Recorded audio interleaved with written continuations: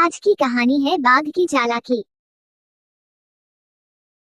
एक जंगल में एक बेहद चालाक बाघ अकेला रहा करता था। हालांकि जंगल में और भी बहुत सारे जानवर रहते थे, परंतु वह बाघ अपने परिवार से बचपन में ही बिछड़ चुका था। इसलिए उसने अपना सारा जीवन अकेले ही संघर्ष के साथ इस घने से जंगल में गुजारा था। वह जंगल के प्रत्येक कोने कोने से वाकिफ था, अतः उसे इस जंगल में किसी भी चीज का भय नहीं रहा था। वह सारे जंगल में अकेले घूमता और जब जरूरत पड़ती अपने खाने की व्यवस्था कर ही लेता। कहते हैं ना कि पारिवारिक व्यक्ति की घर की जिम्मेदारी ही उसी की जिंदगी से उस गुमराह कर देती है, क्योंकि वह हर वक्त अपने परिवार के सदस्यों के बारे में ही सोचता है। अगर वह कुछ खाना अकेले भी खाता है तो उससे वह खाना ये सोचकर हजम नहीं हो पाता कि उसके घर वाले भूखे रह जाएंगे और उसका पेट भर जाएगा। लेकिन बाघ का परिवार था ही नहीं और वह अपना जीवन खुद के बनाए नियमों एवं शर्तों के बल पर जीता। इसलिए वह हर दिन खुशी के साथ मौज मस्ती करके बिता लेता।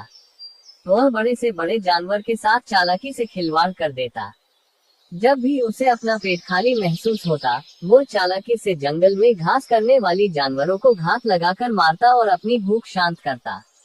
कई बार तो किसी जानवर को उसके साथियों के सामने ही मार डालता और शिकार को दूर ले जाकर वहां अपना पेट भरता।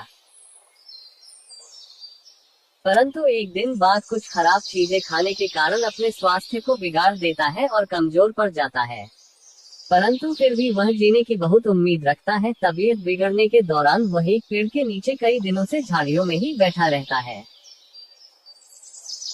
एक दिन वहां से कुछ सुअर और उसके बच्चे भोजन की तलाश में घूमने निकलते हैं, तो सुअर की नजर एक बाघ पर पड़ती है और वह अपनी माँ को बताता है कि माँ, पेड़ के नीचे झाड़ियों में एक बाघ बैठा हुआ है, जिसका हम शिकार करके अपने रात्रि का भोजन आराम से कर सकते हैं।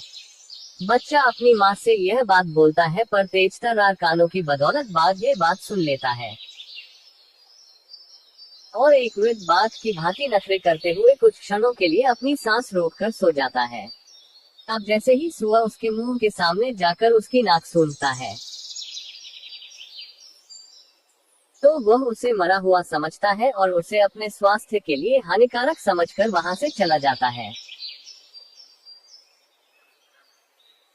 सीख इस प्रकार एक बाघ अपनी चालाकी के कारण सुअरों के मुंह से बच पाता है।